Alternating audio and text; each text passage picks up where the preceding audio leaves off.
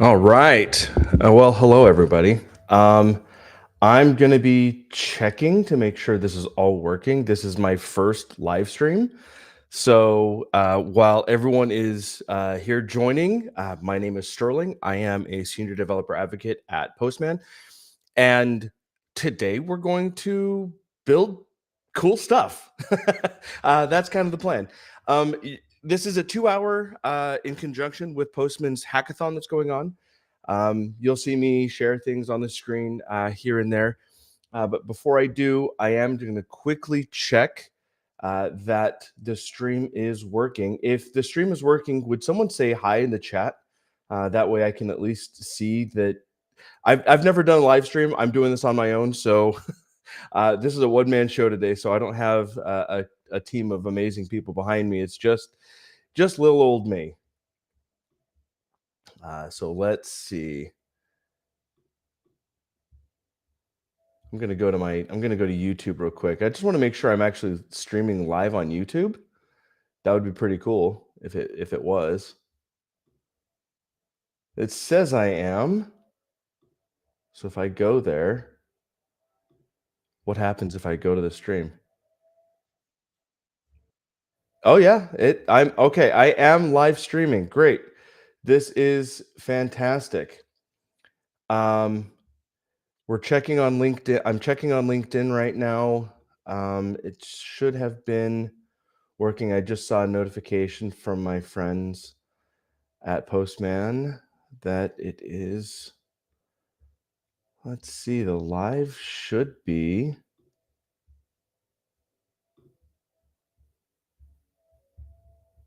Dun dun dun. I'm just gonna keep talking through this. Yeah, so I know YouTube is working. I'm still not seeing it on LinkedIn. Let me see. I apologize to everyone who's here right now. I'm literally just trying to see if this works and how I can get this to go. Let's see. Da, da, da. It's on my post and we're just waiting. The event will start soon. I wonder why it's not still waiting on LinkedIn to work. It's supposed to be starting at 9 a.m. Let's see.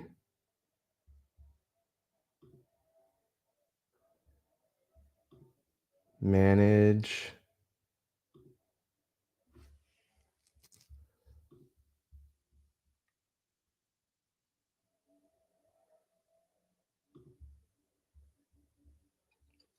Let's see.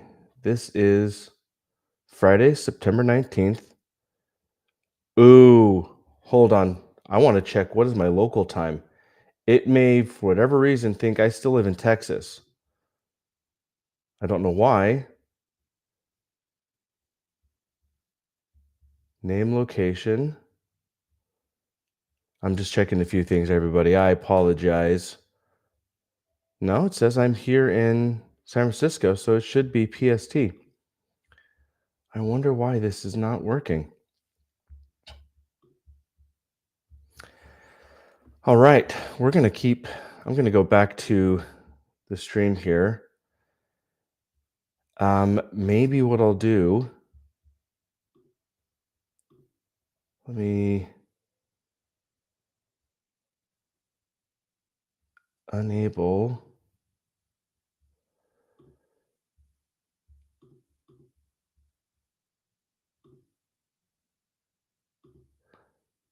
Let's turn it off and back on again. LinkedIn is still not doing that. Interesting.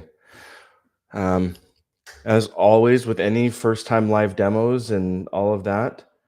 All right, so it says it's streaming. No, it's still not streaming. networking,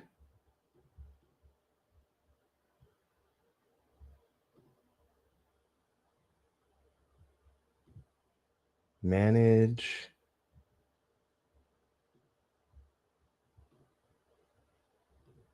I am not good with this whole LinkedIn Live stuff, everybody. I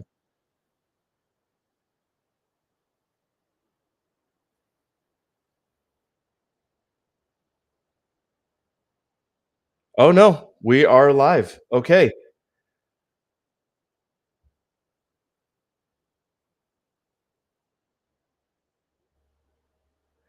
okay, everybody, hello. After a little bit of technical difficulties, it looks like I've got my live stream working on LinkedIn, and I am still live on YouTube. So this is fantastic. I'm just gonna open up and just double check everything is still working. All right. Well, hello again, everybody. I'll restart my introduction to this.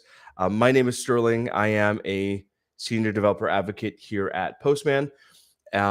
Today is the first of a series of live streams that I want to start to do, based on what people like, or if you like it or not. I've been contemplating doing this, which is a Build with Sterling series, where I just build stuff, and you're going to be here with me on the in all of its glory, all the mistakes, all of the all of the problems, all of the mess ups, and then all of the wins. So we're gonna have some fun. I'm gonna keep this live stream on here on this screen, but I'll be sharing primarily my large screen here. And so I'd love to yeah, so I'll keep trying to keep going back and forth and answering questions. If you have any questions, please feel free. I do have in the top right or top left of the screen, you'll see or my socials QR code. That'll just take you to sterlingchin.com, where you can find me on all the socials. You know, LinkedIn. Well, most of you aren't coming from LinkedIn, so that's okay. And then all of a sudden, obviously, X, Blue Sky, as well as my Substack, where I'm starting to do a lot more writing for myself, and my thoughts on AI. So let's dig into this. So today, let me switch over to this and share my screen. All right. Okay, cool. Oh, this is working. Oh, I like this. Um, all right. So today we're doing so Postman did a we were part of the Code TV. So if you haven't seen it, the Web Dev Challenge on Code TV, one of my favorite new series. We were lucky enough to sponsor our second episode, and this is in conjunction with the second episode, which is build an app that's personal to you. That's really open-ended hackathon. For those who are also interested, let me add the QR code to the hackathon. You should be able to see that popping up. That'll take you to the Postman community where we're doing it. I am not eligible to win, so and don't take any of this. Don't take any of this as my for yourself. If I see someone else come up with this tracker, then uh, I'll just immediately disqualify you. Anyways, not that mean, but you get what I'm saying.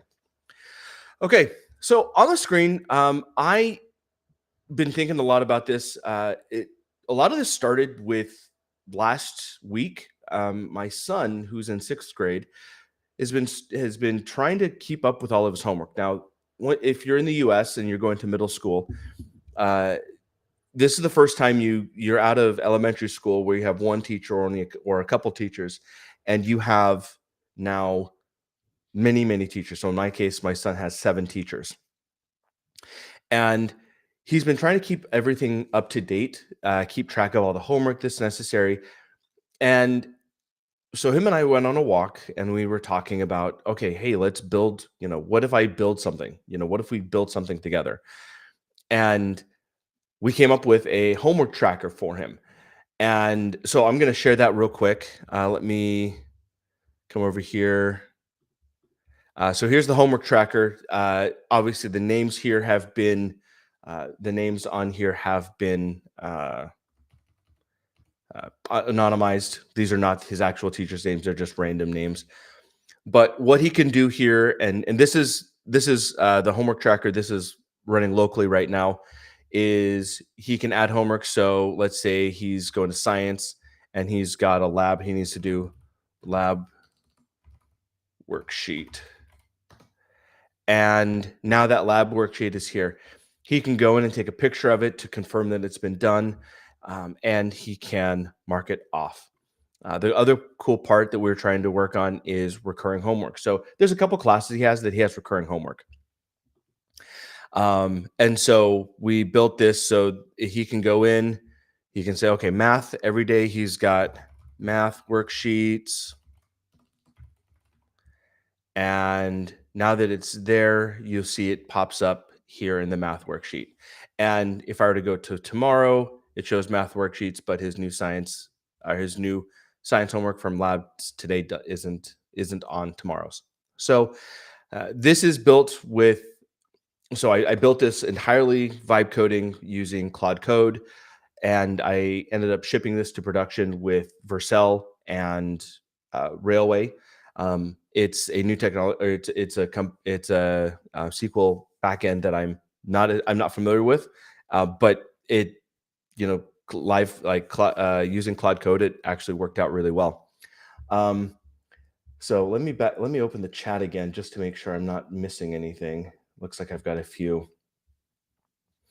Oh, Bruno, holy cow, Bruno, it's so good to see you. I'm glad you're here. And Brittany, I've got some great people.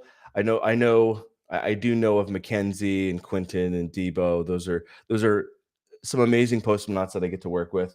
Hi, Paula. Thank you for saying we're gonna cook. I appreciated the GIF, not the GIF, but the little image.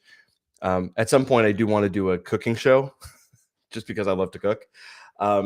And Paula, let's see, no, who else? LinkedIn user. I don't know who that LinkedIn user is. So we'll just continue going. All right. Anyways, so when I vibe coded this last week with my son, and he started using it, and it's working. This is shipped to production. Shipping to Vercel has been fantastic. Only because not only because it's because I have a repo and I can just connect it to the repo, and anytime I ship to main or push to main, it works. So this was the idea here. And so when I started thinking about the Postman hackathon, let me come back over here. I started to do this is everything running locally, by the way. So I'm running this in Cursor. Claude Code is running in this terminal right here. I've got the front end running here and the back end running here. So you can see I've been actually working with Claude Code this morning. Let's kill this. We don't need this anymore. We are going to just kill that cursor, and we're going to open up this one. So my idea here, let's put this on the side and make it look a little bit nicer. I write everything in Markdown. So just as a heads up, if you have any problems, Brittany, vibe coding with Claude in something like Cursor, Windsurf, or Claude Code interface. So I vibe code. The funny thing is, I'm still a developer at my core. So I prefer to, even though I really like Claude Code and I can just let it do its thing. I like to see what's happening. So I end up using Cursor just so I can see all of the things I can see the file system being built. And then as it's going, I open up Claude Code in the terminal down below. So, anyways, here's the plan for today. We're gonna make a family chore chart and a rewards tracker. I did use Kurt or Claude, uh, the desktop app, Claude. Let's see, I think this was 4.1 Sonnet to help me kind of talk this through. But here's the project overview of what I want to do is I want to do a gamified chore management system that makes household responsibilities fun for kids, while parents, myself, have oversight and control. I am going to be adding quite a few AI features, so real time streaming responses and a points based reward system. The target audience in this case is me, but I have kids between 5 and 16, and I just want to make sure that everything is working, that they get their chores done. Tech architecture, and then that's it. That this is all I'm trying to do. I didn't want to, Cursor or Claude came out and said, "Oh, well, here's how you should do all of this, and here's what we can do." No, no, no. We're gonna do this live, on in person, right here. We're gonna make it break. We're gonna ship it to production, and hope this all works out. Okay, so the first thing I'm gonna do in this is I'm gonna zoom out. Let me make sure I can see all that. So you can still see the rewards tracker on the screen. But in this case, I'm in my demos folder. And I mean, at this point, I know what I want to do, but I don't have an idea of, I'm a front end engineer, but I'm not really good unless I have a great designer behind my back, helping me come up with the designs. But we're going to let AI do all of that today. So here we go. I'm going to start up Claude Code. All right. And just so we can start, you can see I've got Claude Code working. And a couple tools that I am using on top of it is I do have a talk to text, which is called Mac Whisperer. Let me hide that. It's called Mac Whisperer. It is amazing at what it does. I am no way sponsored by them. I'm using their free version. It works for my needs. What it does is what I find with typical talk to text like Siri or even Google on my on my Pixel when I'm using talk to text on there, it's not really good at picking up technical jargon, and that's a frustration for me. That's a frustration for a lot of other people, and so in this case, Mac Whisper is just a hotkey on my computer on my keyboard, and I can just talk into all of this. I can talk into here, and it's really good at capturing all of the technical jargon that I'm doing. So you're going to hear me actually just talk through this while I'm talking to Claude Code. So today I have a family chore chart and rewards tracker here, and I want to build an entire app around it. Let's see, I want to also make sure I'm using the real mic. If there's any problems with the mic, please let me know.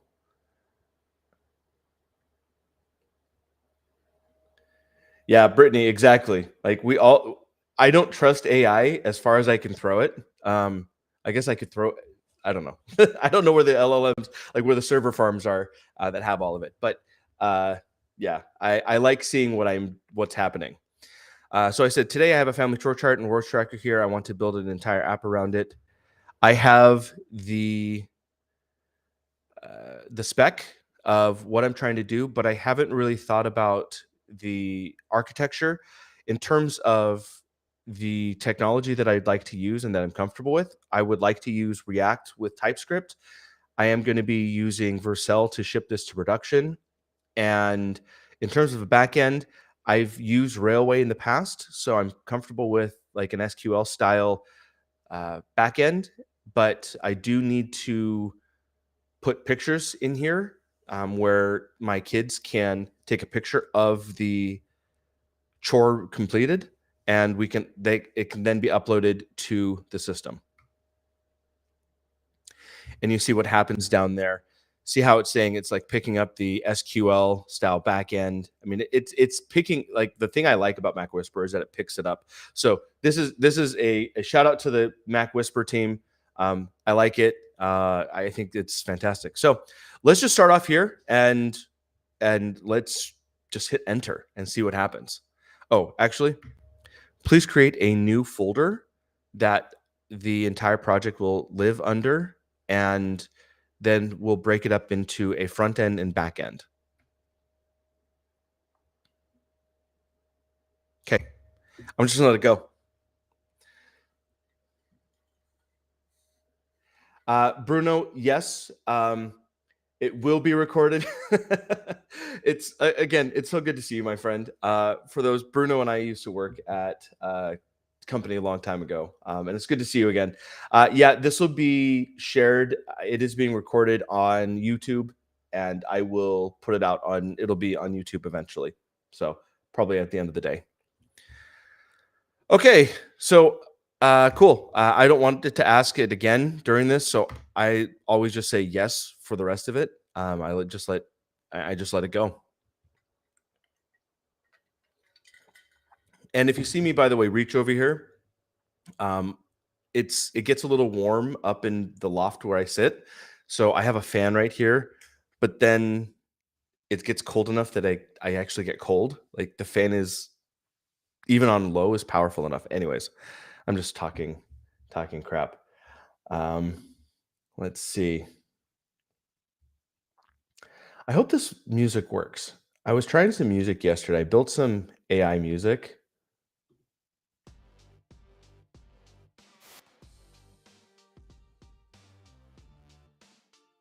Is that working? Can someone tell me if you're on the stream? Can you tell me if you can hear the music? All right. So it looks like it's gonna take a minute.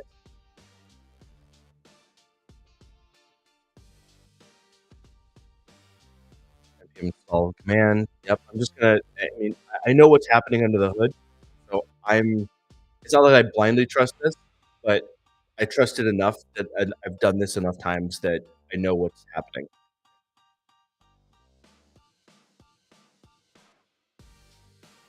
And it's big.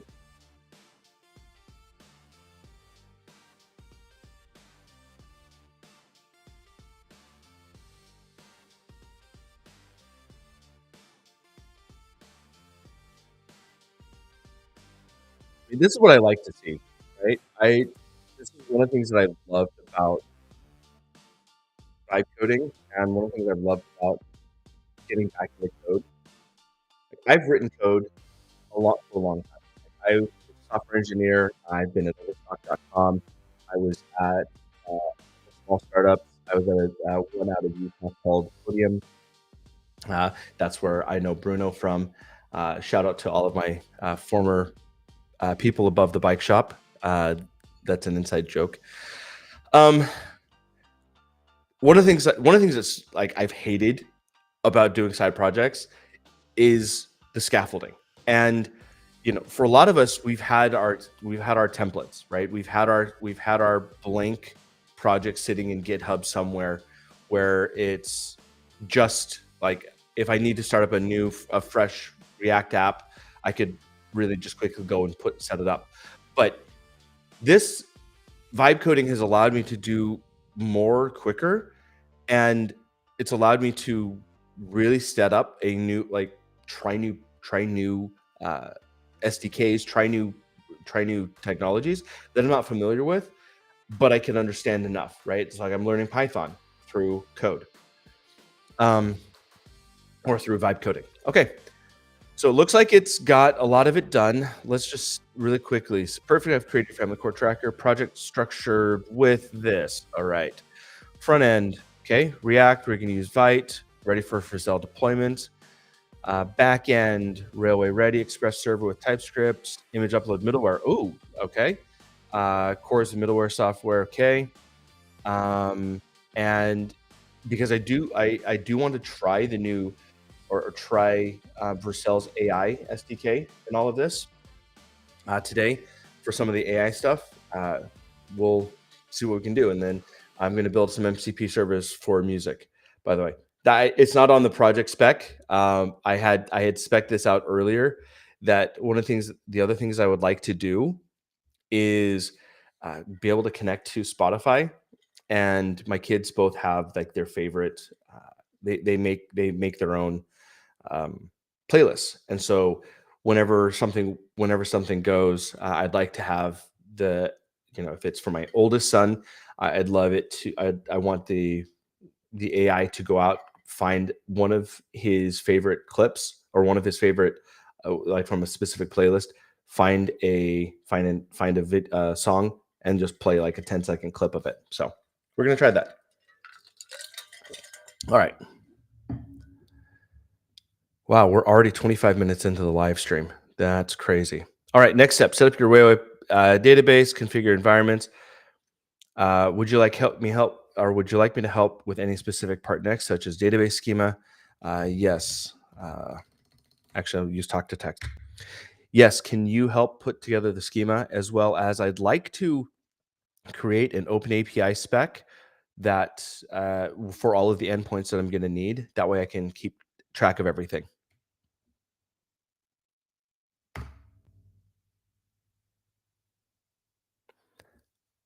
So you see, I said it didn't do the full open API spec, but it did get it.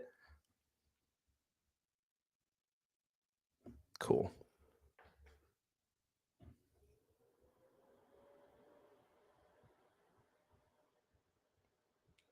Paula, do we know how the image middleware is configured? Any guardrails in place for uploads? At this point, not yet. That is typically when I'm building stuff. It's my second or third, down the line. First, I just want to make sure that it's working, and then I start to add other guardrails. Because I'm running this all just locally on my machine, I'm not as concerned about it going out. So this is pretty quick, or that's how I typically test. I typically go about adding middleware or adding guardrails after the fact. So it's like I can only add one picture, you know, things like that. Yeah, great question. This is fun. Wait, can I? That reminds me. I think. Hey, hey, I'm learning this. I'm learning all of this. This is fun. I guess, yeah, Paula, I can put your comment on the screen. So for those who are that way, you can see it. Oh, that's fantastic. Um, very, very cool. All right, so it's making the Open API spec. There it is. It's writing it right now. Again, this is what one of the things I like having is I like having the sidebar open so I can see what's being built. And eventually what I'll end up doing is I'm going to split this into 3. And what at that point I'll have Cloud Code on one side, the front end on one, and then the back end on another. So I'll do it like this. So then let's CD into family. Let's go to front end. That was what it is, front end. And here we'll CD into back end. Cool. If anyone has questions about my setup, or if you're interested in, learning more about, what I do or my processes, feel free to ask. This is a opportunity to just talk and learn. And so if you have opinions, also, what am I doing wrong? Feel free to tell me. One of the things that I am looking for is, so I posted on this up here right now. I'm putting together a developer survey. I'm trying to understand how people are using AI for themselves. When you're a software engineer, more specifically developers, software engineers, what are you doing? Where does AI fit into your workflows? How many of you, there's a question in there. How many of you are limited to what you can use at work versus you use other things on the side on your personal projects that, are affecting, what do you use? So If you wouldn't mind, I'd love people to take that developer survey. Shouldn't take more than 5 minutes. Very open-ended questions. I'd love to get some responses there.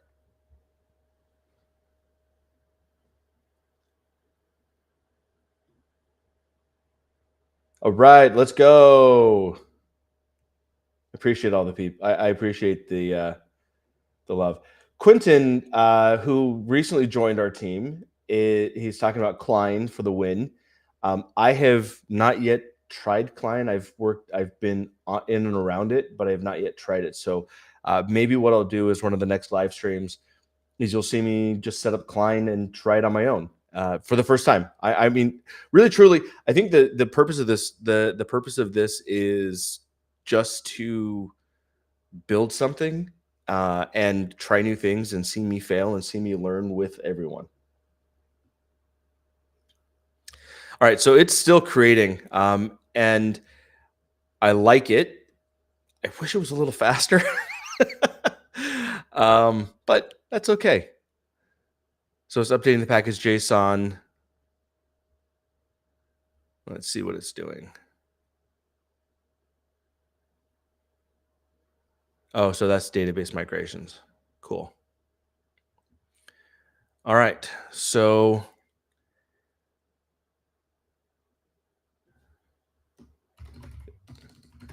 is the front end good to go? Do we need to spec out what it should look like? Now, if this is me just writing code for myself, I'm just going to go in and I'm going to just check to see what's actually happening in here and look at index.html, see what's going on. We've got root, access to the app.tx or tsx. So it looks like we've got something. It doesn't look like we have anything, right? It looks like click on the Vite and React logo. So actually, let's start building. Let's start building out the front end.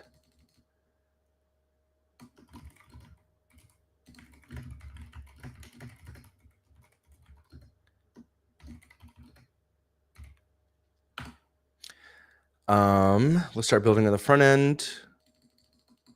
I imagine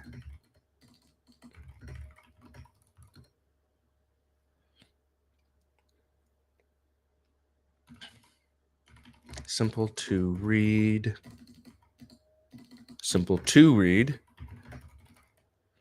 brighter colors,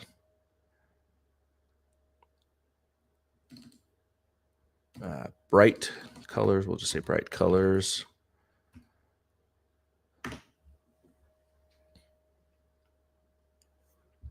Because if I were to run this, npm run dev here, it'll start it up. We'll run it. We'll pull it up on localhost. Yeah, there we go. So you're seeing that. Count is 0. So yeah, we're using Vite and React. Tailwind. Let's add Tailwind.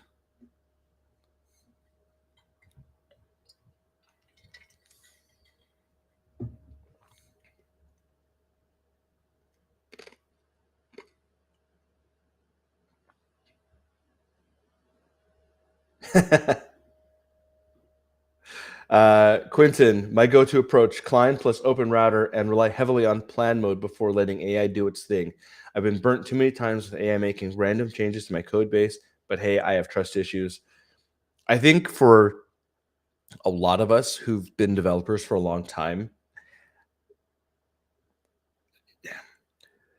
the hard part with trusting AI is that I remember how bad the code was 3 years ago. And I remember how bad it was 2 years ago. And I remember how far it's come. But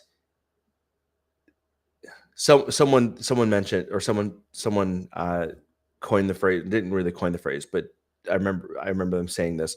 It's like, we all have PTSD from watching code, like any of the LLMs, like break and not work. And specifically when it comes to writing code. So I have trust issues myself, which is why I do this. I'm trying to trust this a little bit more, which is why I'm just using Cloud Code today. We'll try some other ones in next time. But yeah, trust is hard with AI. I think the difference is that we're part of a generation of engineers, and I say this is there's pre AI and there's post AI. I have suspicion that my children who are watching me vibe code and who are looking at this and they're building stuff with me, I have an interest I have a suspicion that they're going to be a lot more trusting of AI. The hard part for me there is I'm I don't know where that leads to in terms of code. But with all technologies, right? Anytime there's a new technology, um, eventually you learn to trust it. You know, I don't. I drive a car. I don't know how a car is built. I can't do anything. Aside from changing the oil, is what my dad taught me when I was a kid. I can't change. I can do basic mechanics on a car. I can change the tires, rotate the tires, change the oil. But anything with the computers, anything that there's a level of trust that we have. So I think when anytime there's new technology, there's a point or a period in our time where we start to trust it a little bit more. And those who've never known differently, trust it more completely. All right, so it looks like it's still building. This is for everyone who's watching. You're probably getting really bored right now. Um, let's see.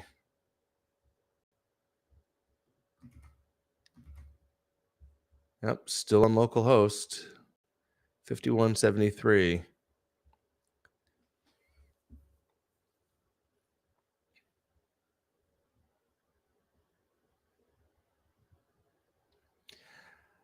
Great question. Let me put the question up on the screen.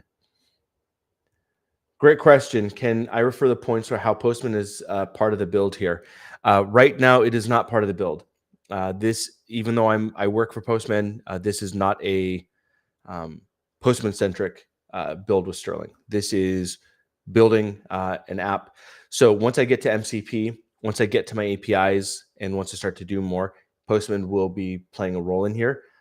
But that'll probably be after I've scaffolded everything. Once I start working on the back end servers, um, there might there might be a point where I'm going to be using coming up with some mock endpoints using Postman mock servers, um, or I'll just use Cloud Code here. We're gonna see. So great question. Thank you for the question.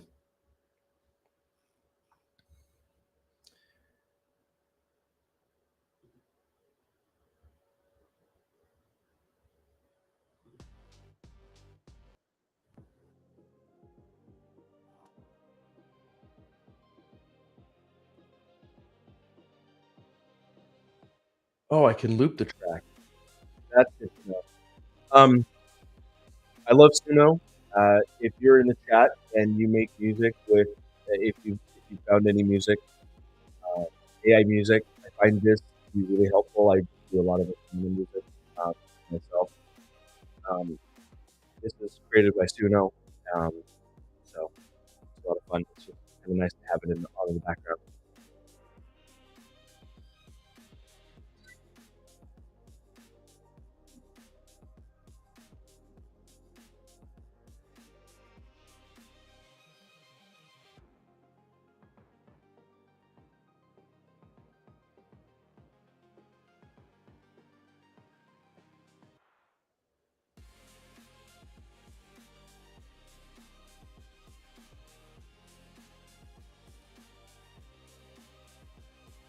All right, NPM run dev. I'm already running it, so I'm gonna let Todd know that I don't need to run it again.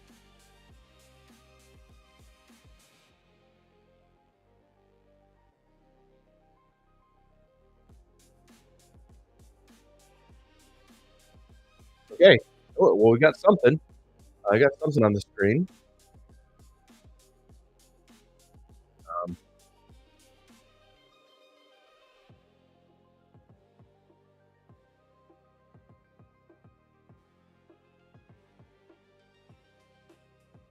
localhost. host, um, um,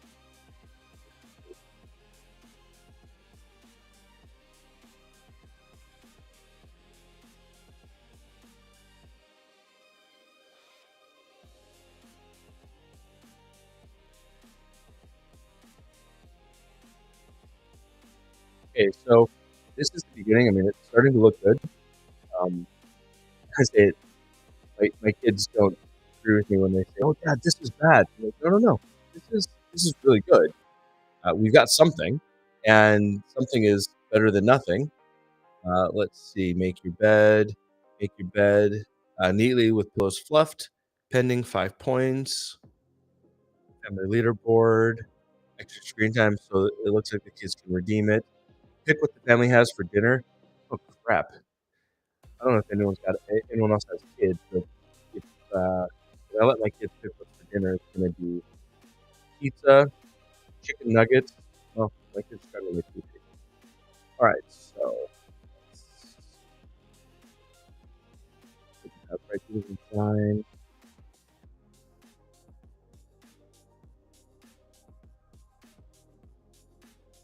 Um, the site doesn't look like it has everything you designed for it.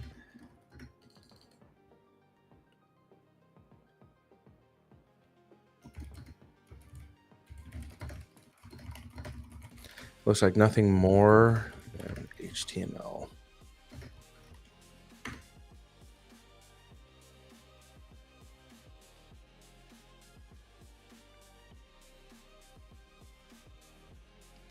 Tailwind wasn't being connected. That's the other thing I've kind of always been frustrated with AI is that I, it's just too nice. Um, like it's a little sycophantic. It's like, oh, you're right. No, I'm not always right. Like, come on, tell me when I'm wrong.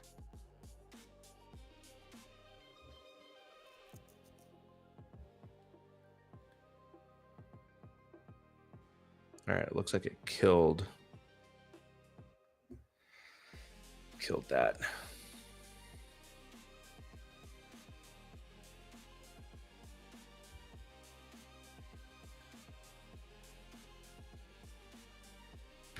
All right, let's try running it again.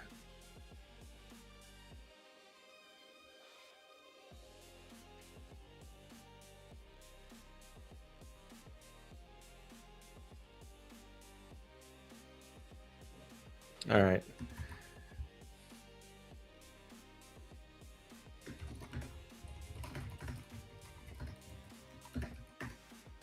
I'm seeing the following error. That's what I'm saying.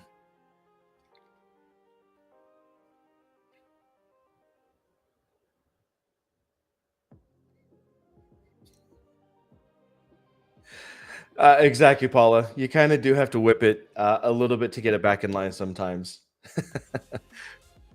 That's the thing. All right, let's. The error should be gone. All right, so we'll kill it and start the dev server again. What is going on?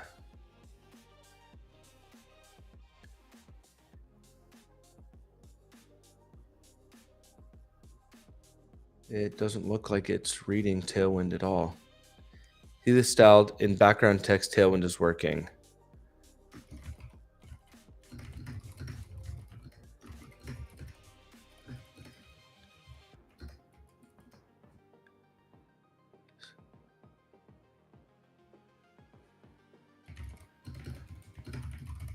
I'm not seeing it with a red background.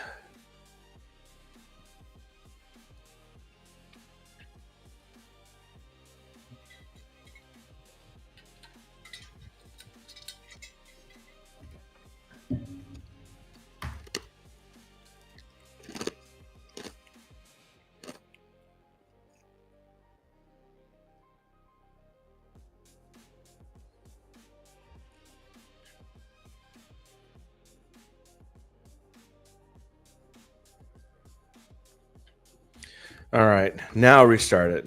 Let's just keep debugging. Of course. All right.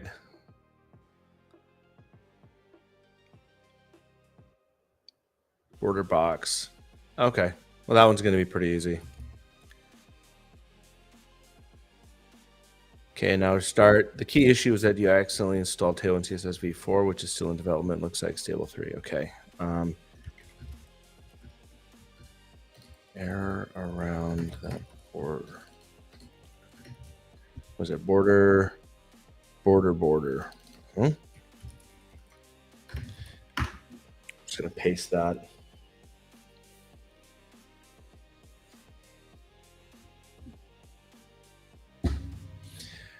Well, of course it doesn't exist in the setup. You want me to restart it again, huh? All right. Hey, all right.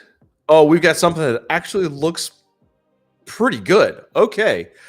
All right. Great.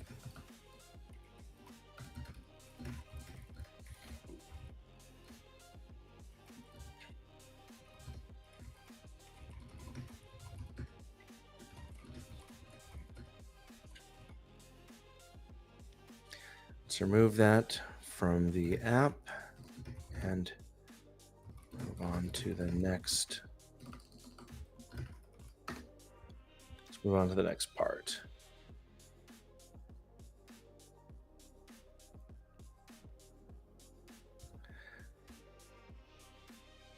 All right. So make your bed, view all chores, leaderboards, my chores coming soon. All right. Honestly, I think this is a little. It feels like in the next hour, I think I want to simplify this a lot. I also need to not put ice in my thing. When I try to sip, I keep drinking in ice.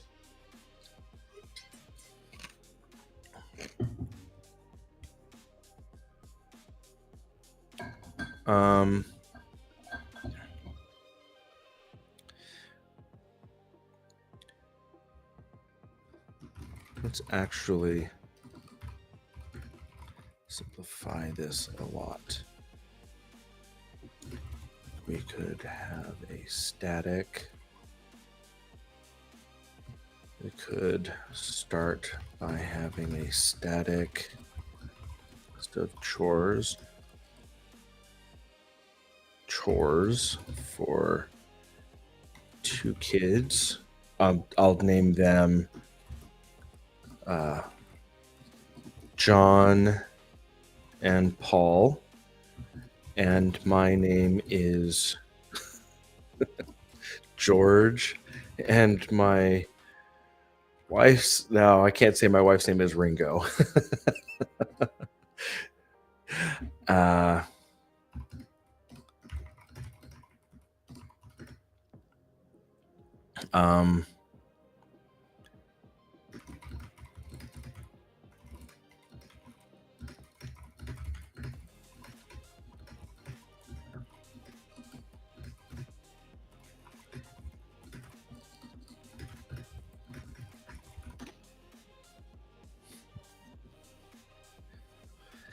I probably should have done this in the beginning, and outlined it a little bit.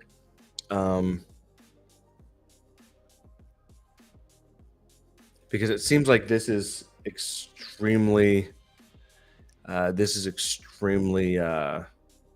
complicated for what I want to do in the next hour, because I do want to ship it, get it, build the MCP servers, and I'm going to try to cut scope a little bit.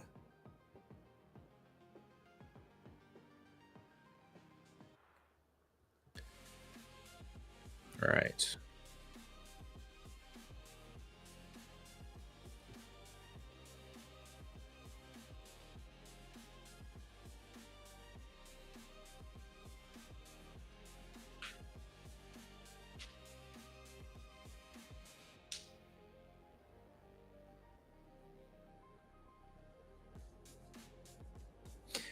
Yeah, Paula.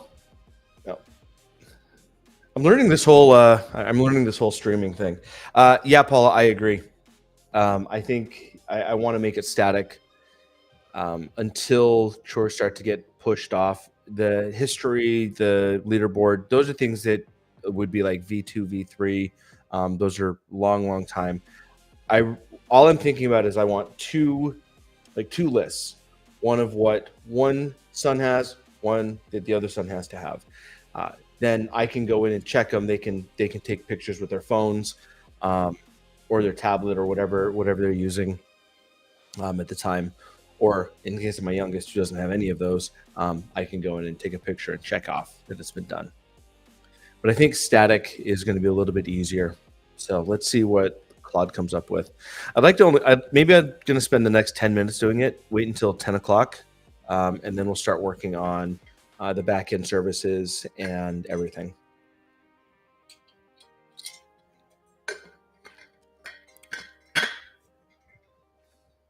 All right, let's see what happens.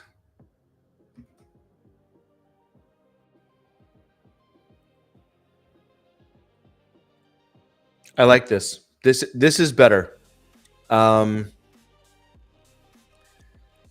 So let's just see if it's marks complete. Okay, mark complete, verify and award points. This is John. So he has 25 points. This is a 10 point. Let's see if it updates. Yeah, well, okay. Well, that's, feed dog, completed feed dog. So it looks like what's happening here is not working in the points. That's okay. I'm not going to worry about it. I like this though. It's starting to look good. Okay. My name is George. For fun fact, my grandpa called me George. Don't know. Don't even know where that came from. All right. Let's. Okay, so that's all working now. Let's build out the front end. The back end. Let's start building the back end.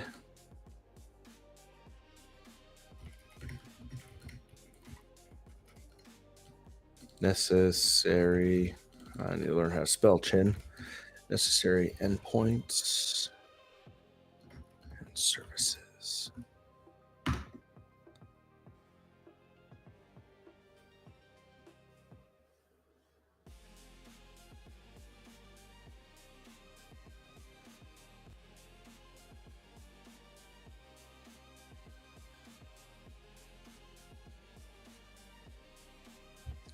Okay, over here, I'm going to close out the front end because now we're working primarily on the back end. So I'm going to see what's happening. So it's creating a .env file. Eventually, what I'll need to do is when I get this .env file, I'll stop my share and I'll start putting in my own API keys, and then I'll bring you back on. Oh. There we go. I can pull that off.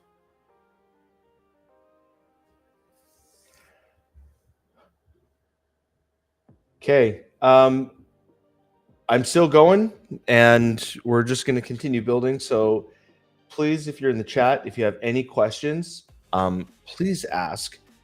Any questions whatsoever, aside from any existential questions around the universe and things that I have no control over. But if you have any questions about what I'm doing, my setup, if you have any thoughts, something that I will say right now while we're running this run, I'm reading a couple different research papers right now.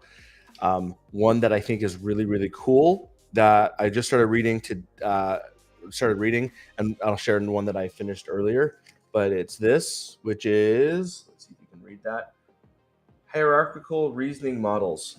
This is, the abstract is talking about where chain of thought really fails with LLMs, and why hierarchical thinking reasoning models should be the new norm, or it could be. and that one's really this one's starting to be really good. I've gone through a couple pages. The abstract's solid, so it's got me hooked. While we're waiting for this to pull up, I do want to share another one that I finished yesterday. This is done by a gentleman by the name of Tobin South.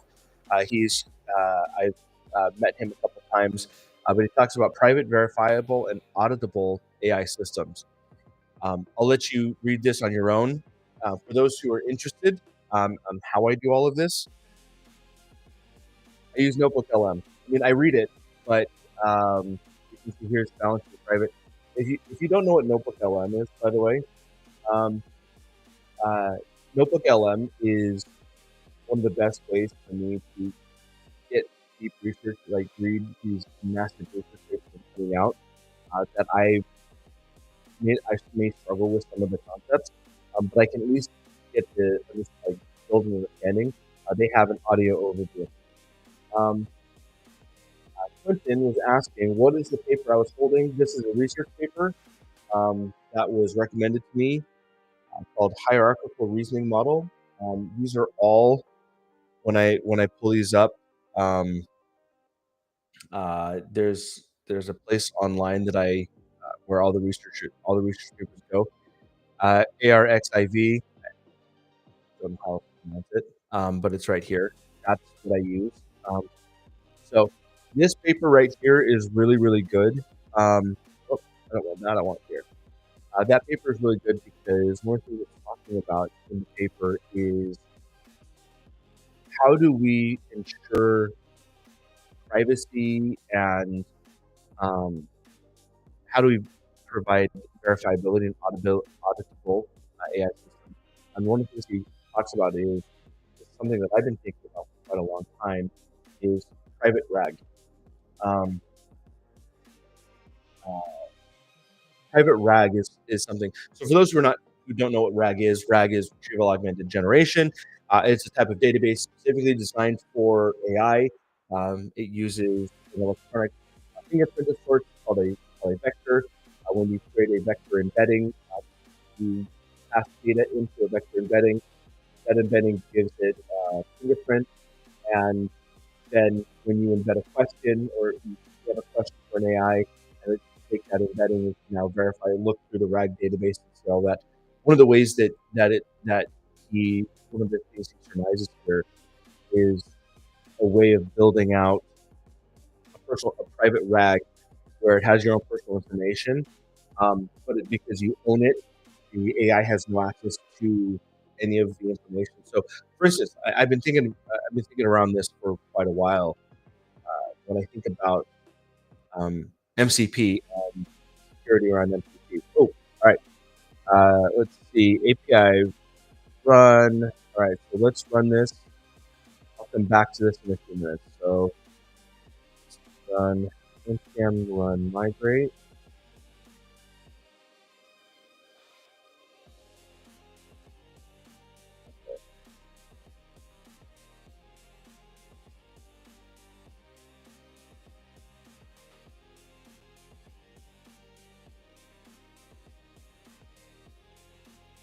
I'm going to slowly take that off. I need just a little bit more. Error, aggregate error. Um,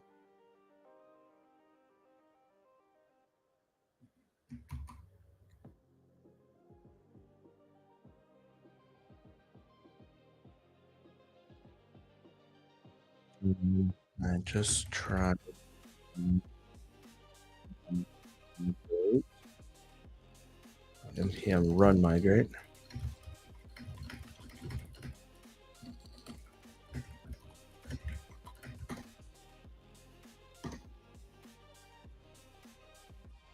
Audio is sounding wacky. Let me try turning off the music. I just sorry for those who didn't see. I think Paula said audio is sounding wacky. How's the audio now? Is it better?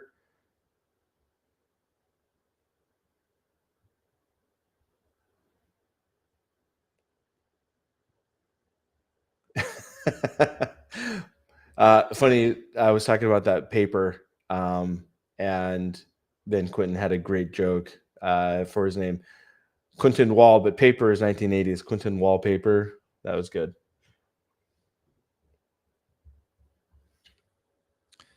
All right, let's see. Oh, it's gonna run Brew. Really? Maybe it's just that I was running that music on loop. I don't know.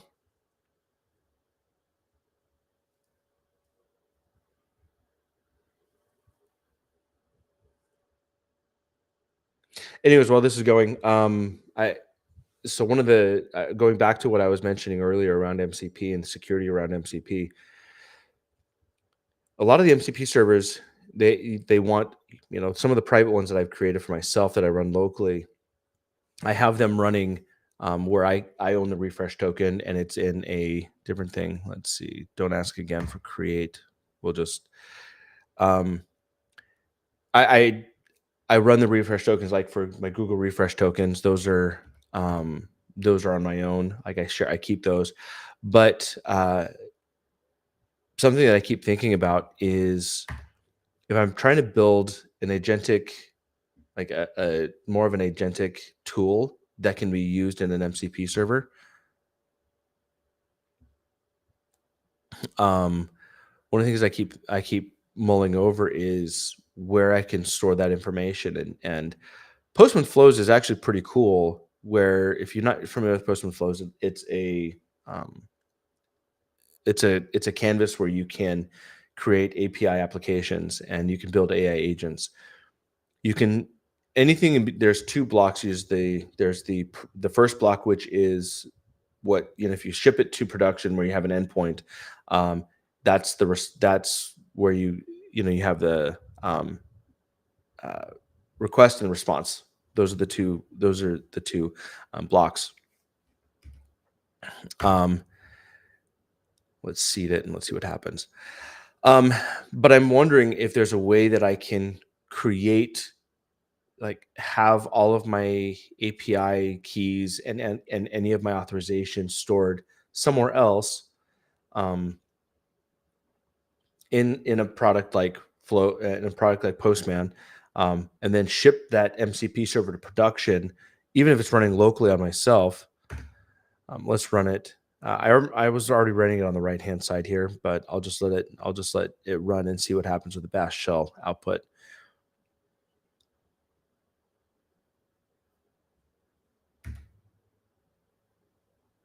Okay, we're gonna run a health check on the back end.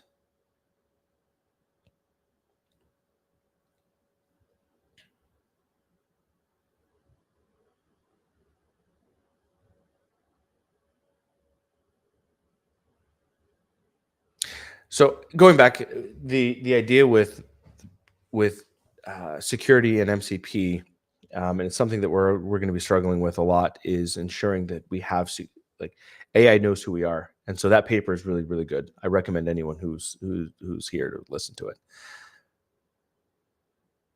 Okay, so the front end is already running. Let's connect the back end to call these. Let's connect the front end.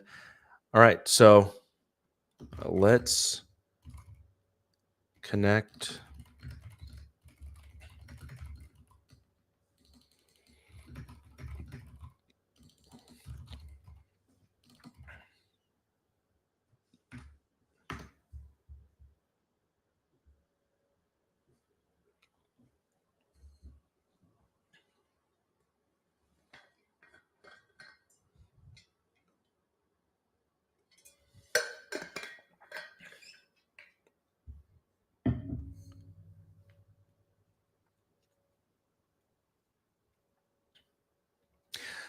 Something that you have here, you notice that like it's bash is going cd dot dot slash front end.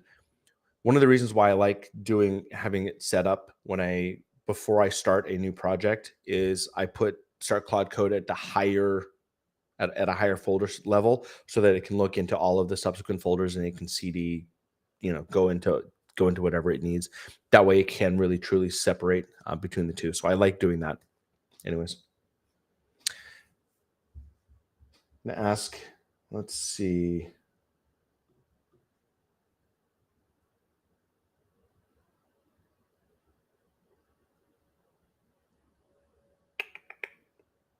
For those who are interested, I'm gonna open up real quick. Let me see. Invite. Let me go back here. Postman has a Discord server, and a lot of it is where you can find me. Actually, you know what? I'm going to make this a QR code. Postman Discord.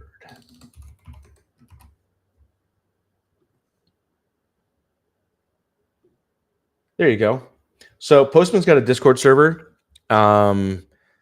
That's for those. You can try to connect with me on LinkedIn, on YouTube. I try to keep up with comments to stuff, but I am trying to be a little bit more cognizant and being more present in the Postman Discord server.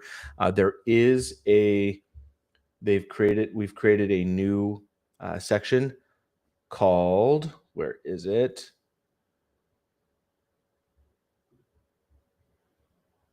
There's a new section called AI Conversations.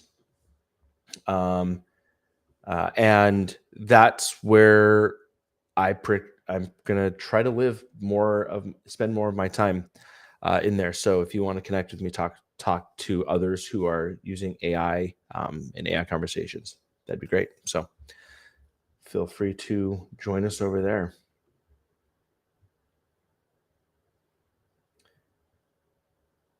I'm gonna stop that ticker. That ticker is gonna annoy me. All right. So it looks like it's setting up it's updating everything. It's going to be done here pretty dang quick. And then we'll come back over to here.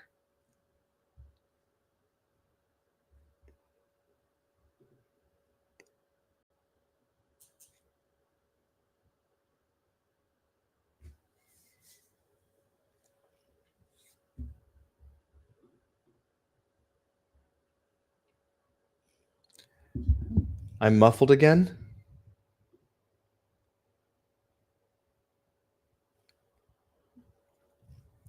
Turn the fan off and let's see if that changes it. Polly, right now you are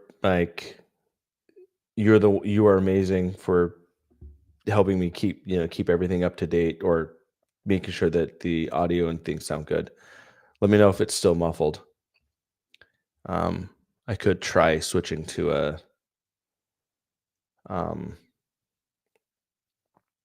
I could try switching over to a different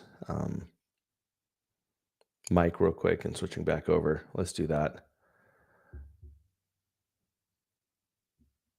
Switch to the Mac. All right, so that's the Mac mic, and let's go back over my podcasting mic.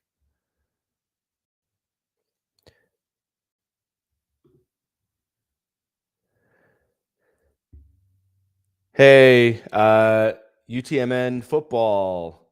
Thank you. Thanks for joining. All right. Hey, that's Pooja. Hey, I know her. She's pretty dang cool. She's on our team here at Postman. UTMN football says, "Is this recording video? Is this record video stream?" I'm assuming, if I'm reading what you're saying, I am going. This is going to be recorded. This is a live stream, but it will everything is recorded, and it will live on Postman, or not Postman. It'll live on YouTube on my private channel, which is at Sterling Chin. So once again, QR codes. If you're interested, you want to find me on socials, you can find me. The easiest way to find me is at sterlingchin.com. All right, let's go. Come on. I got 50 minutes and I still haven't even added MCP or anything AI. This is just building a static site with MCP. Oh, Hey, did you see that? Switch user.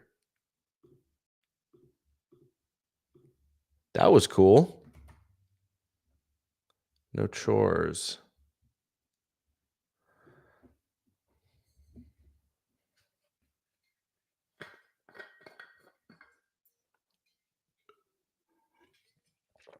Oh, it changed it because it's running it on its own. All right, let me kill this one. It's gonna run on 74. Localhost 5174.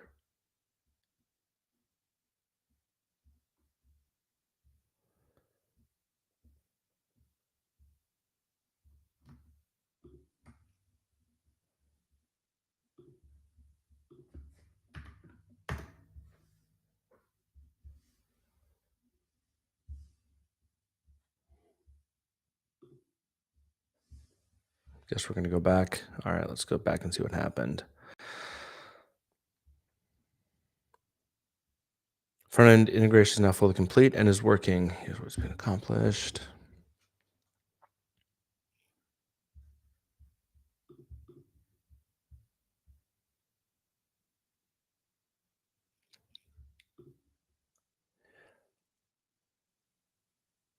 Yeah, Pooja.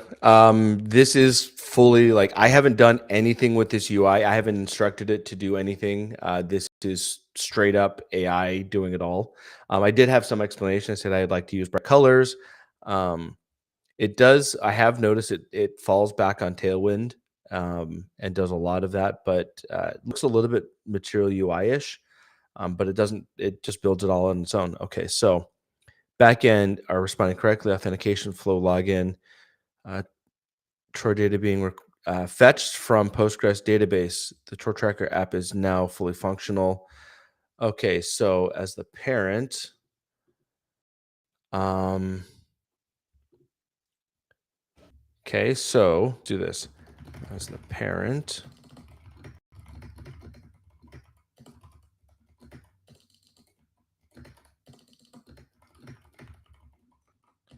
How to add chores?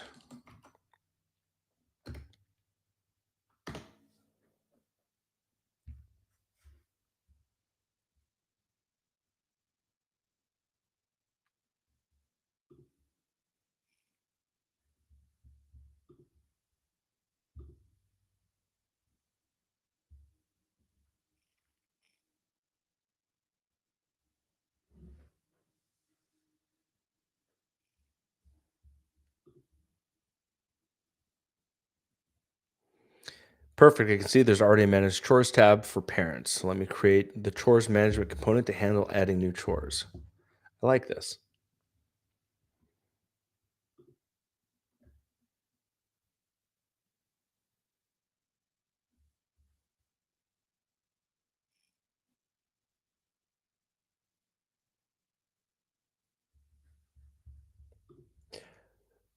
Paula, that is a fantastic idea. I mean, I've been using QR codes here in the stream, so I really like that idea. My youngest son doesn't have a phone or a tablet. He's 9, and so having a QR code is going to be a little bit more difficult. But I think I, if I expect them, right, if I expect them to be doing anything, let's see,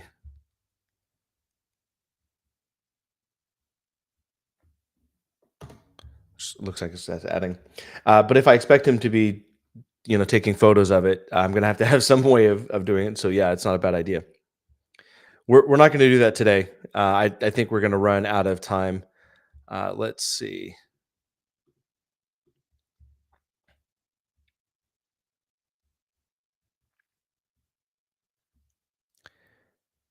As a parent, George, here's how you can add chores. Go to add chores.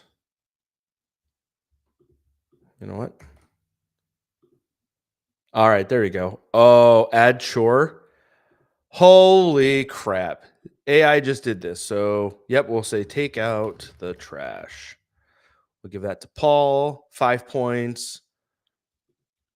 Due date, we'll make that due today. Details. Jeez. Okay. It added the chore.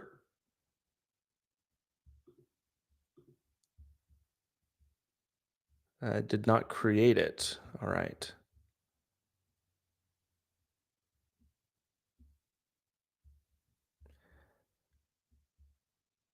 Okay, feature dashboard overview, real-time updates, many chores immediately.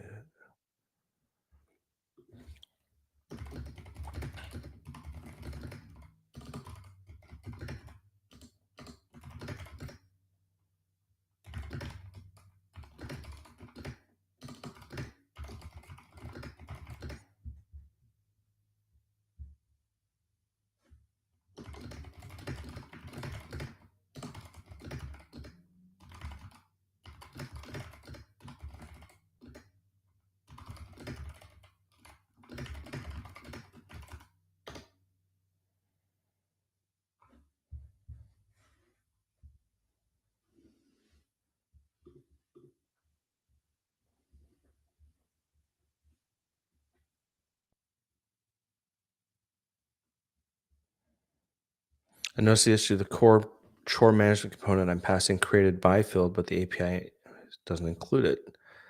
Check the back end.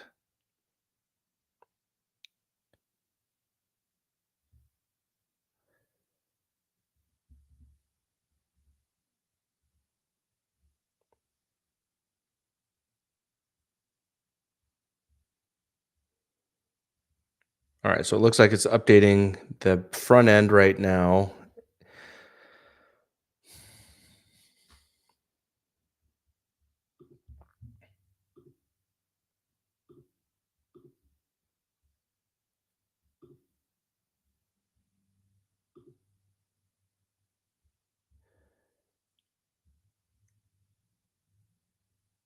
This is so cool. I like this. I like this streaming service. Like I'm using Restream, by the way. Um, I like it because I can add things to the side.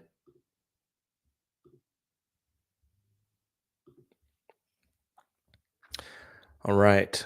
So let's go through. Now that you can now when you create a chore, log in as George, manage chores, add chore, to create the chore will now save successfully in the database. All right, let's try this. So I'm going to do a hard refresh here. I am George. Sign in under George. Let's manage chores. Let's add a chore to uh, empty the dishwasher. Maybe the 5 points. Create authentication required. Eee, now we're having an auth issue. All right.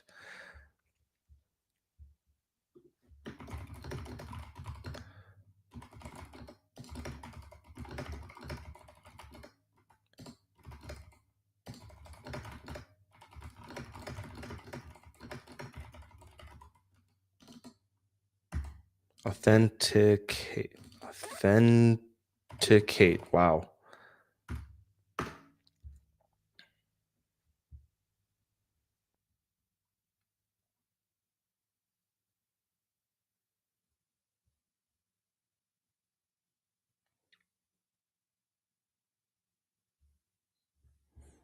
Oh, do I need to?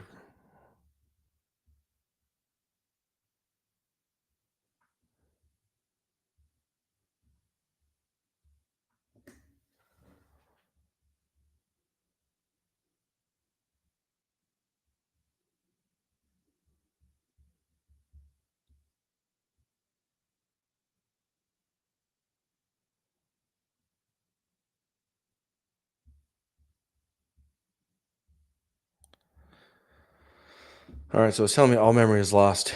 It seems a little overkill for me right now.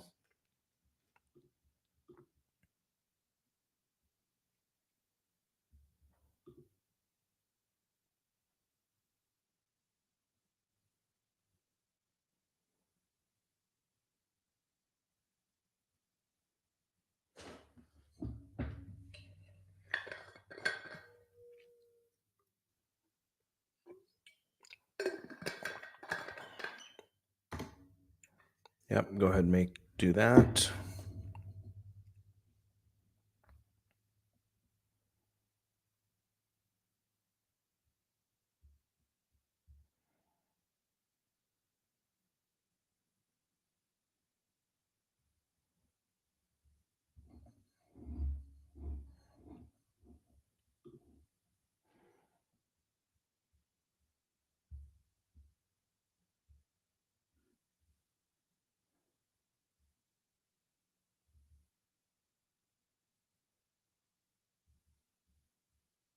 Okay, so let's try it. Sign in. We'll go to manage chores. This is entirely too busy, but dishes. Give it to Paul. Create chore. Um, it's still not keeping it. It's not persisting. Do I need to refresh? Hard refresh on this does not work.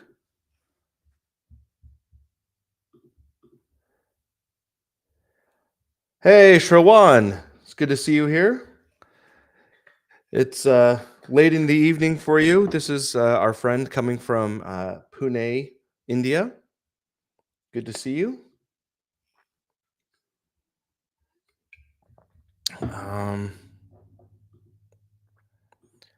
Okay. Chore. I'm going to use talk to text here. Yeah, I'm not getting any auth issues anymore. However, when I create it, it's not showing up in the list in the manage chores section, nor is it being listed in the child that the chore was assigned to.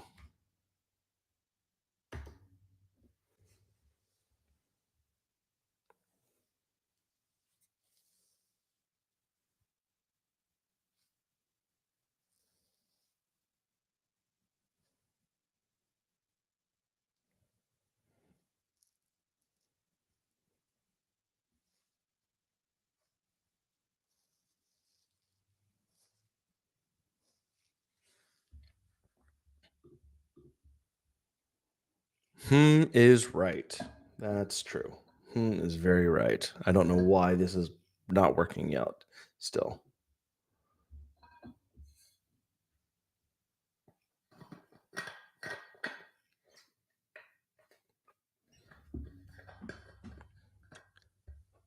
Wait, did that just say it needs to transform between snake case and camel case?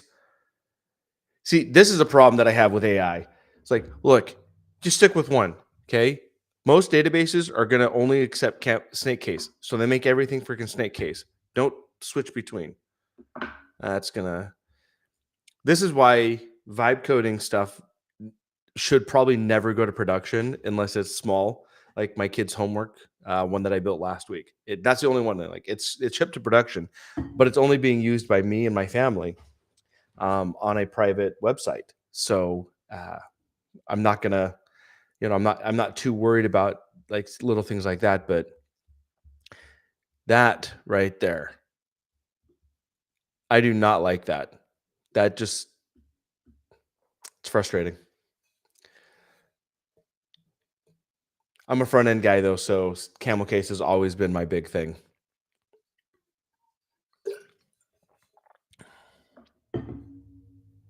Yep, let's proceed.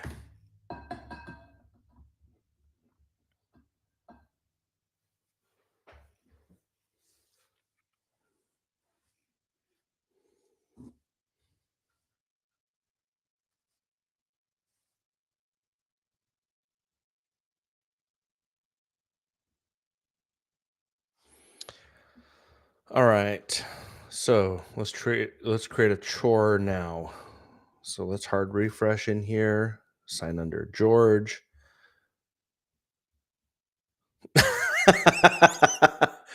Hey, take out the trash, dishes. Okay, I love that it said test UI display, test new auth middleware. This is fantastic. All right, let's try it. It looks like it seeded it with a little bit. So let's say read. Let's see, read research paper by Tobin South, and we'll send that to. We'll do that to John. John's on the left, I think. We'll make this 50 points. Ooh, I don't like that. Oh, I just found a problem. I do not like buttons like that. We're going to get rid of that button. Okay, so it says read research paper. Go to dashboard. It was under John. Make your bed. Oh, read research paper. There it is. Okay. Dang. This is starting to look pretty good. Not worrying about rewards, not worrying about leaderboards. So these are the only things that matter. Um, and before we keep going, I do want to add because this is for the hackathon. I do want to add some AI into this, and I want to see the problem with like static projects like this is that they are static, and I'm not really seeing a good way to do it. The only way I could see this being really good is if I used AI to once the image was done, right? So once the image, like if the only way to complete a task is to take a picture of a clean sink, for instance, if they put a picture of a clean sink and take a picture of the clean sink, um, then AI could verify it's like, yep, that is a clean sink. And what I could do as a dad, because I always something that I say in my family is let's get this area to square one. Let's get it like clean. Like this is what a clean kitchen. This is what a clean bedroom. This is what a bed, a made bed looks like. Um, I wonder if we could do some checks on that. That might be a lot of fun to add. But we've got half hour left in the stream, and I want to do a couple more things here. I do want to actually just ship this, and I want to get this shipped, and that's going to take some time. So we're going to, now that this is in this current state, I'm going to ship this to Vercel, and I'm going to ship this to Railway, and let's just make sure that everything is working. Because at that point, now once I'm done, I can continue. All right, we can move on. So, okay, so let's ship this to Vercel and to Railway. Get this working in production.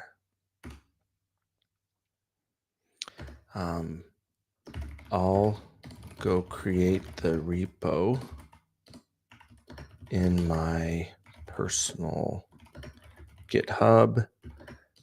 And actually, not I will do. I'm just going to do that now. Let's go to GitHub. Let's create new. We'll call this chore. What did we call this over here? Family chore tracker. I'll open this up.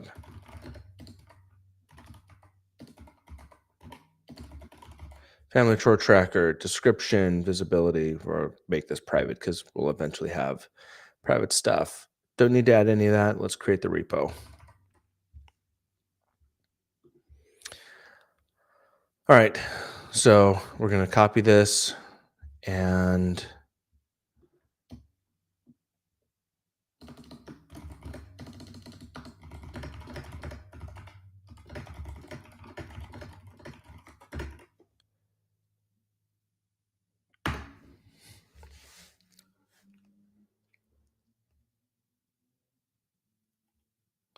I'm going to have to log into Railway.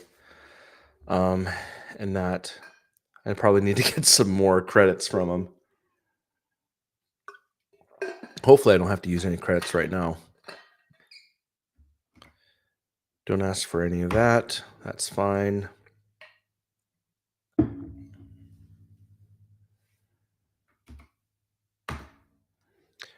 Yep, I am literally letting AI run my Git for me.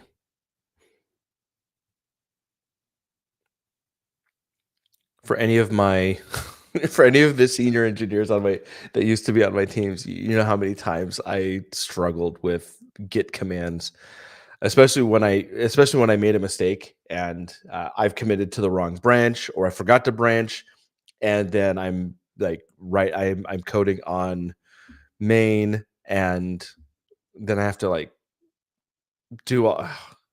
Yeah, I was horrible at all of this. Um, so I apologize to a couple of some of the best front end people I've worked with. Uh, Ricardo, you're out there if you hear this. Yeah, you were The number of times I swear I thought he was gonna like. I got a lot of face palms from him. Let's just put it that way. All right.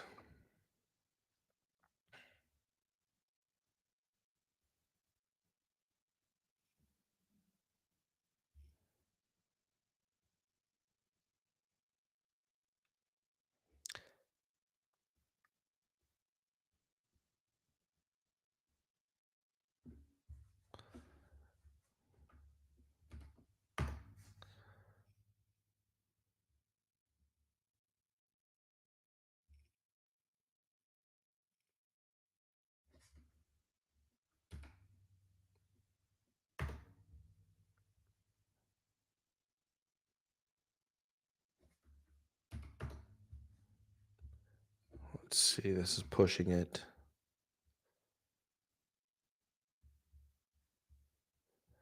Hey, look at that. It's got everything, front end, back end. Sweet. With Claude, initial commit. Oh man. Okay, the repo set up.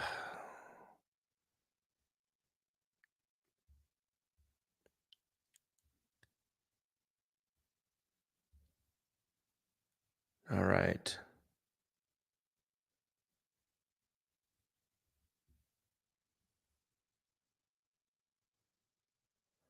Set these environment variables. Front end will automatically provide database URL. Deploy the front end to Vercel. Of course. Um, just log in, import it. I already have that. Set this environment variable in Vercel. Update both environment variables, authentication. All right, so let's do that. I'm going to log into Railway. I'm actually going to stop sharing because I don't want you all to see any of my stuff. So can I, nope, nope, that's not. Let's stop my share there. All right, so let's log into Railway.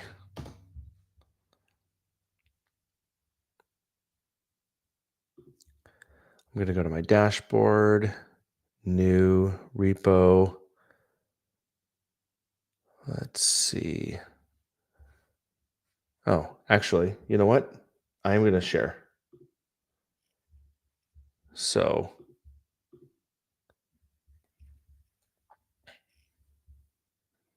that way you can see what's actually happening. All right. So I logged into Railway. That's my other one. That's my production one for my homework app. New project. Go to my repo. It's going to be the top one. And now it's starting to initialize. So this is one of the cool things that I like about Railway is that it's got a pretty cool interface. It's building. I can see it's what it's doing. But yeah, this is Railway. We're gonna make sure this is all working as expected. Building the image.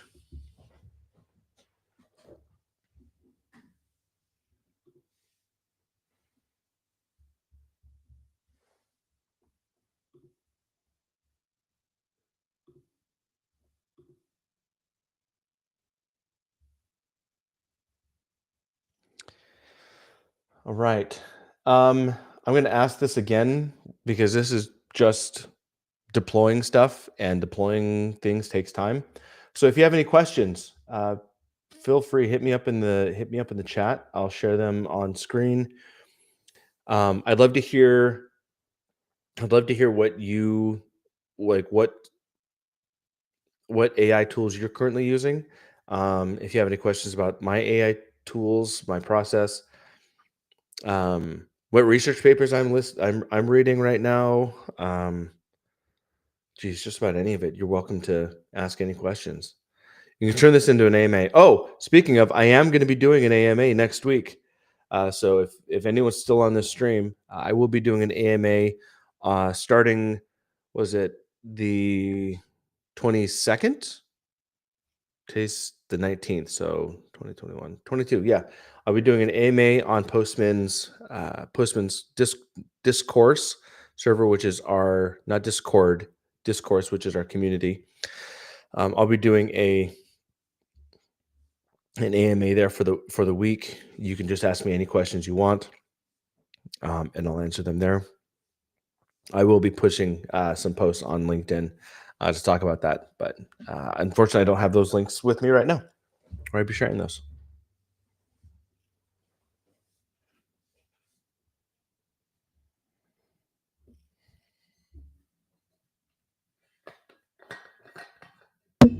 Oop, sorry if you heard that.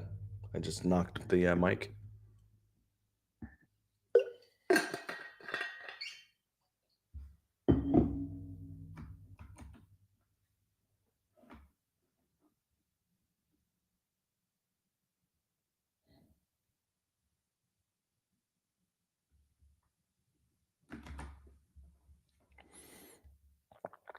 All right, so it looks like I'm deploying.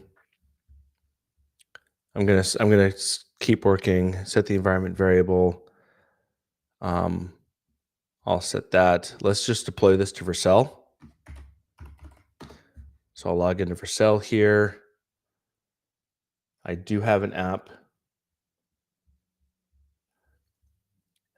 Let's do.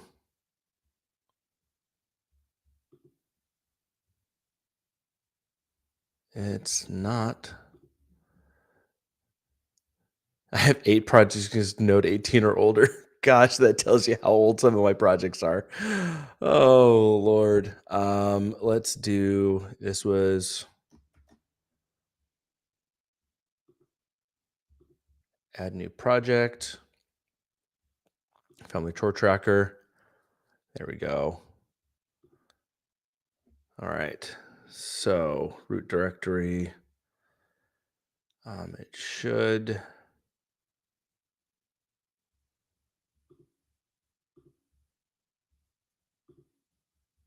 Deploy to the front end. And we'll deploy. All right. So let's just go back here. Deployment's still in progress. So I'll keep going. So let's see any questions. Question from Paula: what is your worst fear with using AI unguarded? Deployment errors. CD front end npm build exited with 1.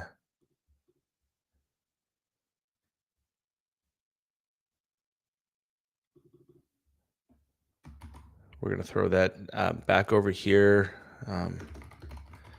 Deploying to Vercel, and the deployment ended in an error.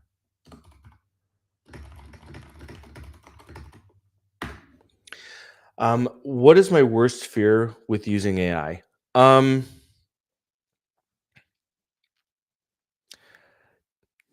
God, that's a great question. My worst fear is that I become overly reliant and stop thinking. I know that sounds, I don't know.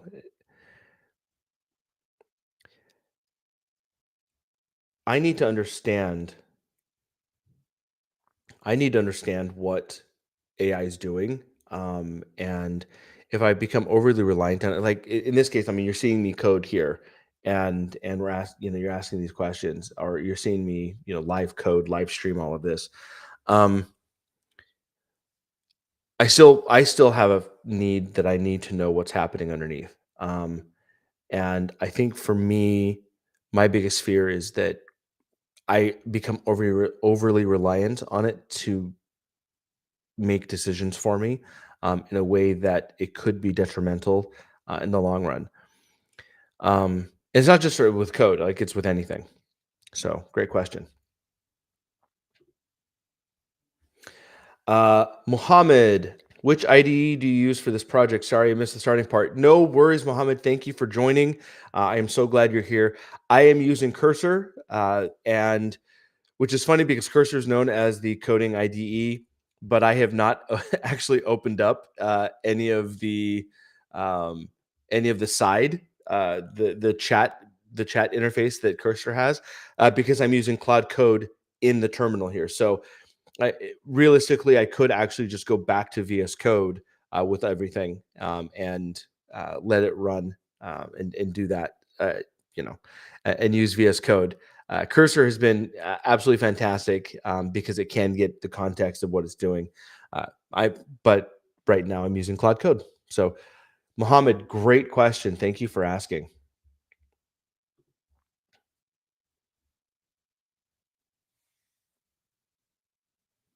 Yes. Now integrate my tour tracker repo to Postman. That's not a bad idea. We've got 20 minutes left. I do want to just get this to Vercel first and see what's going on. See if we can get this. Whoa, why is that? Let's see if I can get this working. Let's go back and check Railway. Deployment, health check failure. Okay, let's view the logs. Logs are loading. Build time. Okay. Health check failed. You reach the end.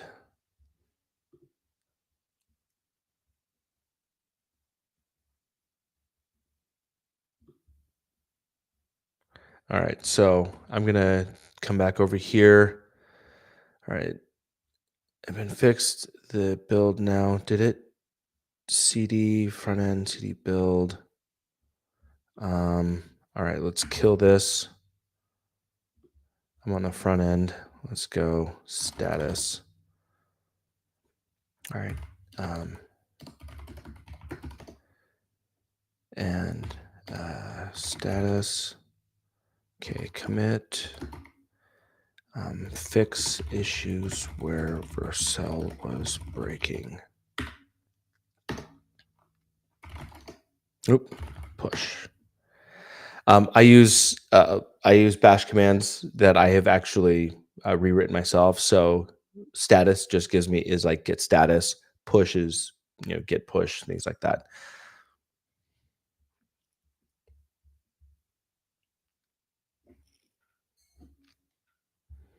Okay, so let's go back to Vercel and let's see if I can deploy this again.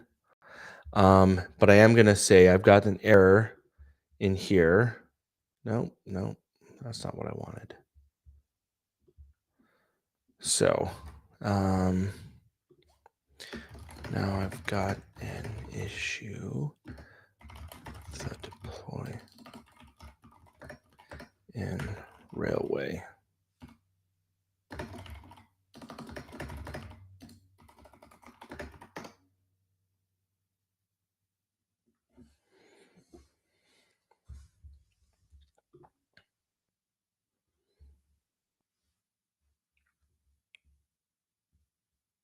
That gave me the same error again. Let me see all the logs. 81 packages, added 309 packages. So this is the other thing that I really struggle with. Let me zoom in a bit so y'all can see. This is the thing that I struggle with and this is where AI is going to be asking a lot of stuff, but I want to know, like, if this were a production environment where I'm shipping to, customers, I want to know what all these packages are, and I'll end up going back and I'm going to check all these packages before my kids use this at all. Um, but all right, so it looks like it's building again.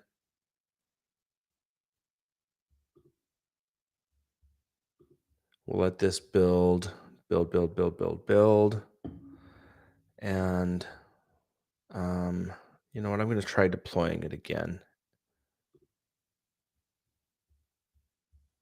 Oh, I do need to add the environment variables. That is something that it was telling me. So let's scroll all the way back up.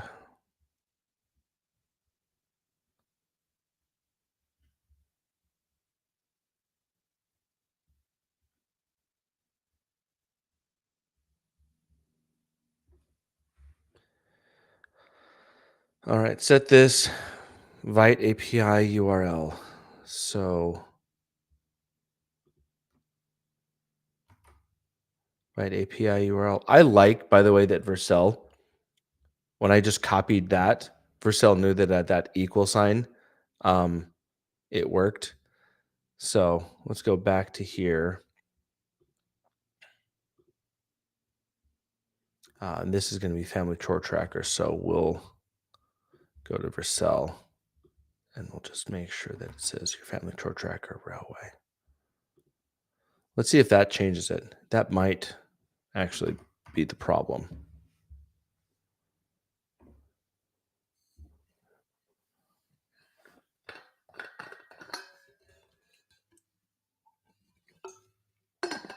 Oh, damn it, not again.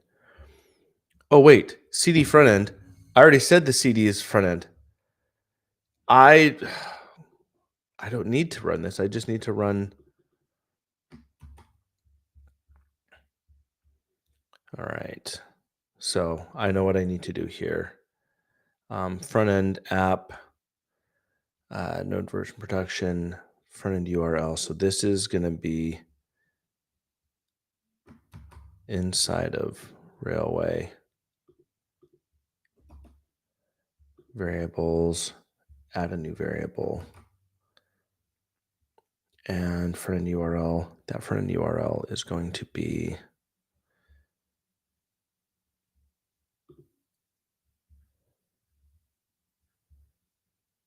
I don't know what the URL is going to be yet. Okay, let's go back here. So the issue with the build command inside of Vercel is that it's asking to CD into front end.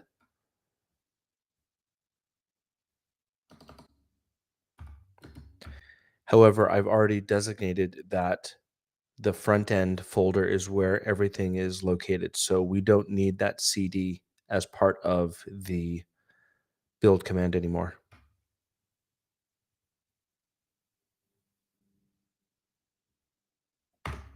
All right.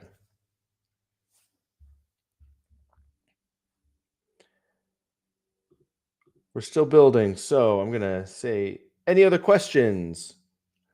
Anyone else have questions?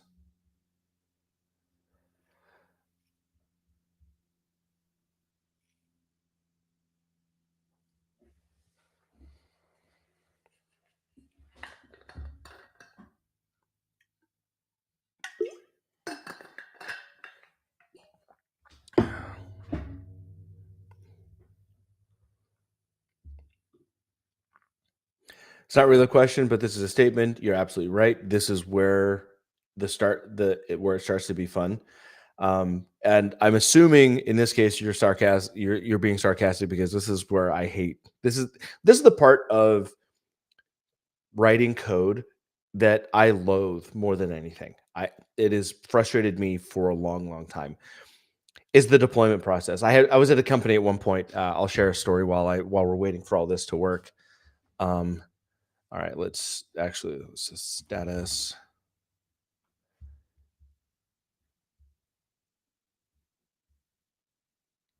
All right, so it fixed it. So we're gonna try this again.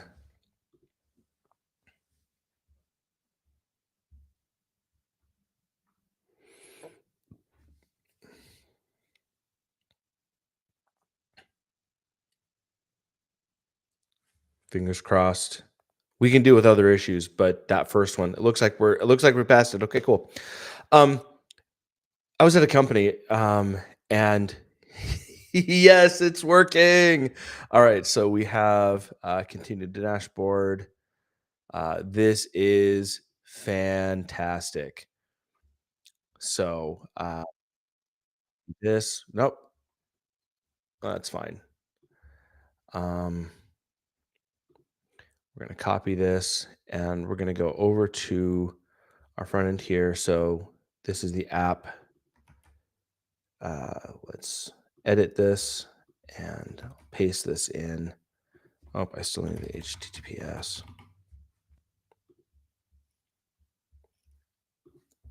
All right, so this is done. That should be good. Deployment restarted. I mean, we're restarting it again. We knew this would happen because I just shipped a fix. This is also why I really do like products like Vercel and Railway. Is that once I'm connected to a repo, it automatically just connects to them. Oh, but I was telling you a funny story.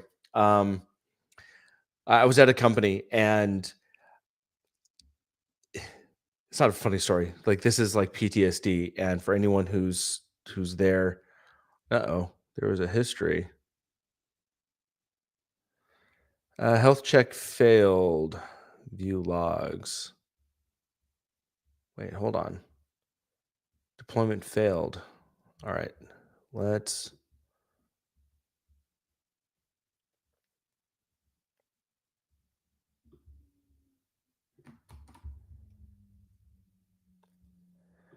okay.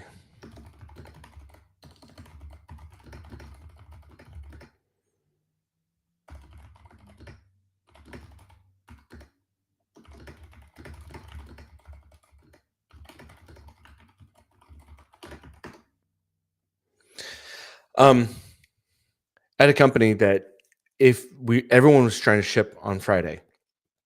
I we had 1 week sprints. Or we had 1 week sprints and we had 2 week sprints, but the first we were doing this with 1 week sprints. Um, what? Let's see. Set up other after adding the database, make sure you have the environment variables. Uh, oh, what is my session secret? Actually, you know what? Um, what in the heck?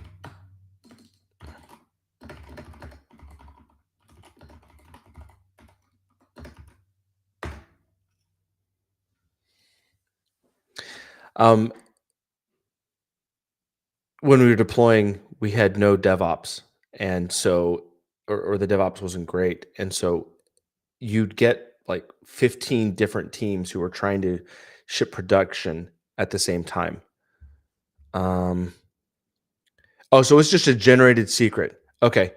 I'm not going to use that secret because this is on a live stream, so there's no way in hell you're gonna see that. But I'll generate one off screen and I'll come back. Um,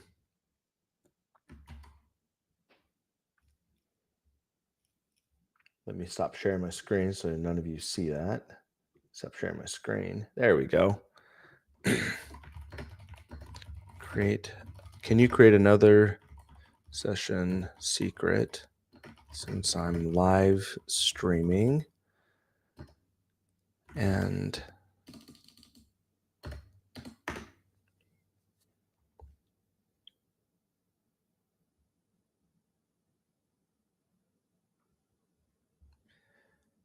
all right, so that's where the session secret is. Let's copy and paste that in here. Again, for all those who are just joining, I am creating a new variable with the session secret, but I am ensuring that that is not part of something you can see. So we'll let's try deploying that again.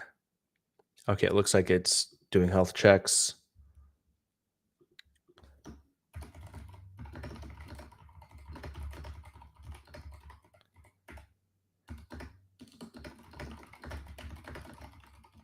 And I'm trying to deploy.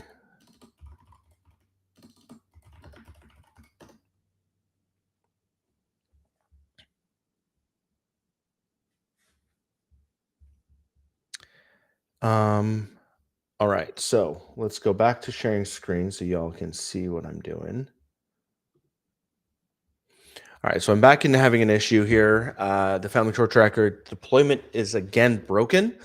Uh, apply two changes. So let's apply those changes and see. Let's see if that works.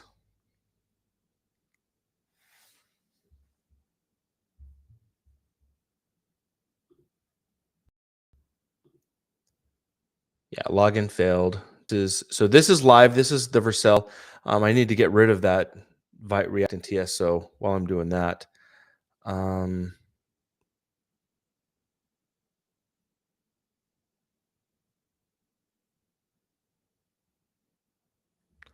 I do need to make sure those are all connected. So let's go back to Railway.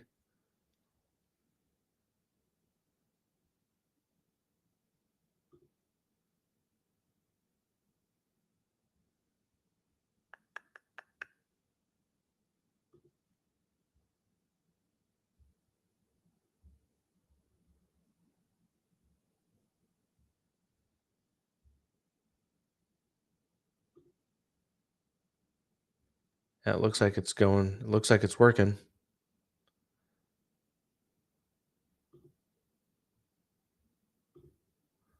So details.